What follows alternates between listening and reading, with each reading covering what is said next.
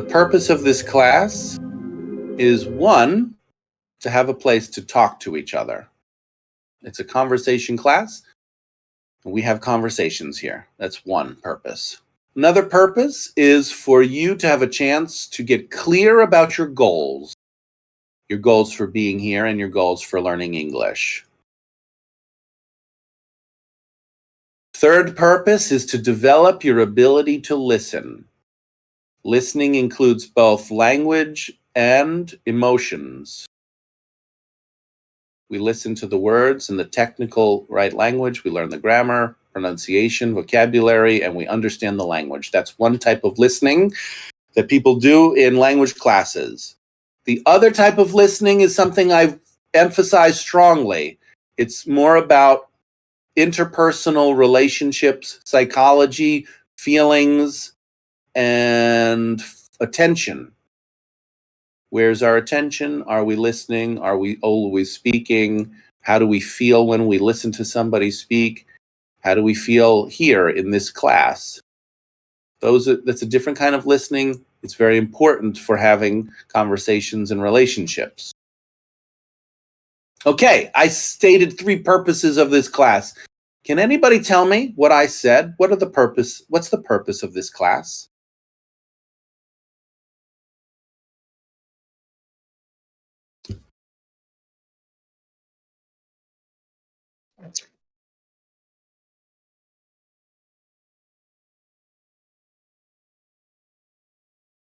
Listening, Hey, improving. yeah, hi sir. Hi, Um, Subu. yeah, at that time I guess I had a bad internet, or I guess I don't know properly. So yeah, first of all, I would like to introduce myself, and my name is Subramanya Kudwa, and I'm from India. And I just came here to improve my communication skills. Yeah, am I audible? Well, you're audible, but am I audible? And did you hear what I was asking? Yeah, I mean, I just joined now only. I heard last. Subu, slow down. Slow down. Okay, sorry. No, stop. Maybe yeah, please just stop. So, I say this to anybody who says, I just joined. Please listen. If you just joined, I want you to spend some time listening. Just listening. Are you Yes. willing to do that? Subu, are you willing to do that? Yes, sir. Yes. Great. If you just joined, spend a few minutes just listening. Back to you. Anybody who was here listening already, tell me Yes. what the purpose of this class is? I was listening. So just our goal is to to give a platform for conversation and to understand the emotions, the words that they tell us, and like and to listen what they are telling and to speak like it's a platform, providing a platform to communicate. Yes.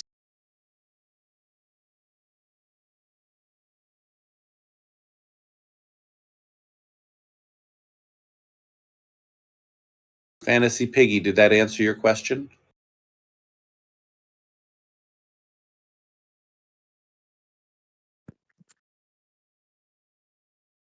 Sai, so I don't know what your name is because you have symbols in your name. I'm going to call you Many Circles. Many Circles. You wrote sigh, and I assume that was a reaction to me sighing, right? What's a sigh? Right? I did that, and you said sigh.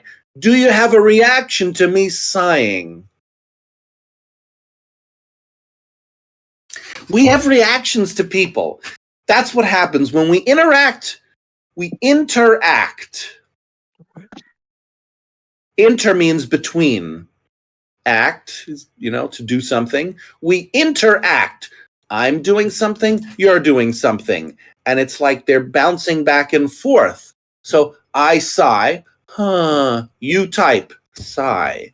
Now, what's that about? What's the sigh? When you type sigh, what do you want us to know? Call me F? Yeah, come on up. asked you to give me emojis, like not just symbols, because, okay, yeah, goat is greatest of all time, but many circles, frog. I think there's more to frog than just frog. Wouldn't you agree? Nado, drama queen. Uh-huh. Prince, celebration. Ooh. Watermelon, freedom. So this actually goes back. I don't know if Charlie is still with us. Is Charlie still here? Charlie, are you here? It's hard to keep the native speakers. It's hard to keep the native speaker teachers even more. But Charlie was talking about writing systems, and we're talking about symbols. And there's a big difference between symbols and between language symbols and non-language symbols.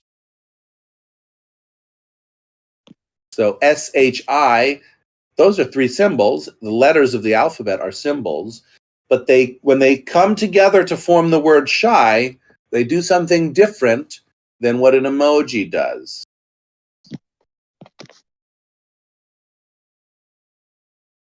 Yeah, you're giving me the names of emojis. Half moon is the name it's the name of an image. And that's fine. Like when we have an image, we can describe it, right? It's the picture of a fan, it's the picture of a phone. But an emoji is different. An emoji is a special kind of image which is meant to represent a feeling, right? Emoji is emo is for emotion. G is symbol or letter in Japanese. Emoji is a Japanese word. It means a symbol for an emotion. So if when I say give me an emoji with a word, I want an image and a word, a feeling word. And rich is not a feeling word. Angel is not a feeling word. Confident is a feeling word. Excited is a feeling word. So I want you to distinguish between emojis and other images. Angel is not a feeling. It's a picture, right? You can have a cartoon of an angel. It's not an emoji in my strict definition of emoji.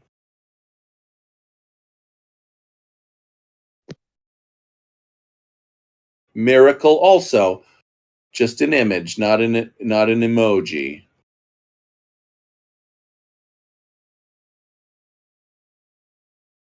Running is an action, not a feeling.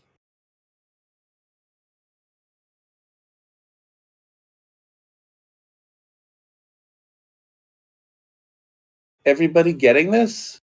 The difference between thoughts, feelings, and actions?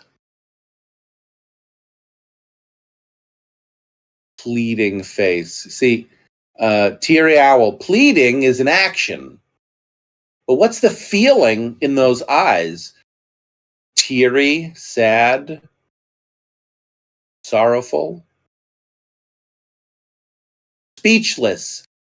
Kind of not a feeling. It's an interpretation of our inner experience. But when you begin to learn feelings, you'll discover that there's a lot of things we call feelings that are not feelings.